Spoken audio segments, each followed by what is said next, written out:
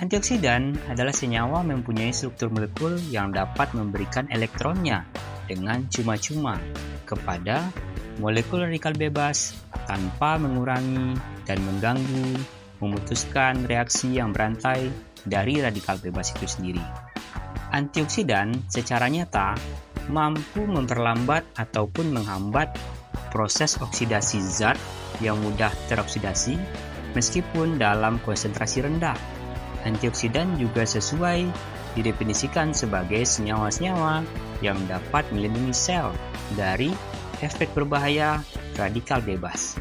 Jika berkaitan dengan penyakit, komponen kimia yang berperan sebagai antioksidan adalah senyawa golongan fenolik ataupun senyawa golongan flavonoid.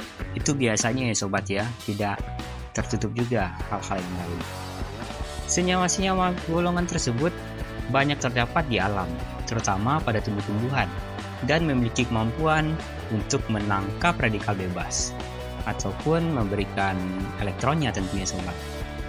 Antioksidan digunakan luas sebagai suplemen-suplemen makanan ataupun sebagai penunjang terapi ya sobat ya, dengan harapan dapat membantu menjaga kesehatan dan mencegah penyakit-penyakit seperti kanker dan penyakit jantung koroner.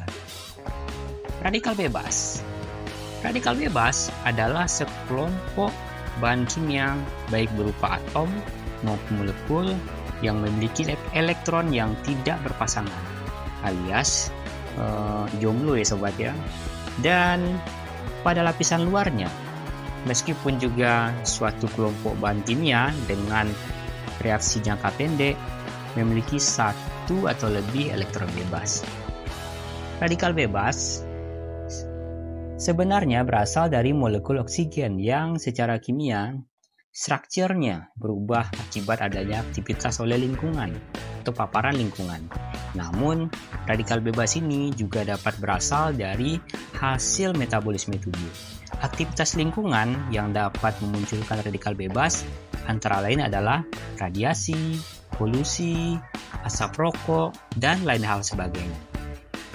Radikal bebas yang masuk ke dalam tubuh akan selalu berusaha untuk mencuri elektron yang ada di molekul lain seperti DNA dan sel.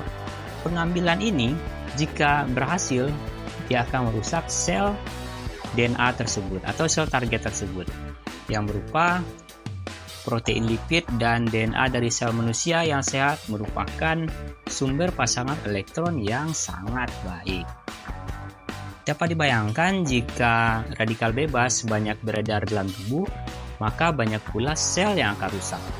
Oksidasi dapat menyebabkan kerusakan sel, protein, DNA, dan lain sebagainya yang berpotensi menyebabkan kanker, penuaan, dan penyakit lainnya.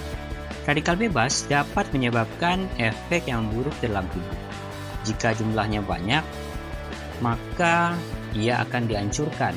Radikal bebas dapat menyebabkan efek yang buruk dalam tubuh jika jumlahnya sangatlah banyak. Di antaranya, ia akan menghancurkan dinding sel dan memicu terjadinya trauma gen. Serangan berawal dari membran sel yang bersifat elastis dan fleksibel.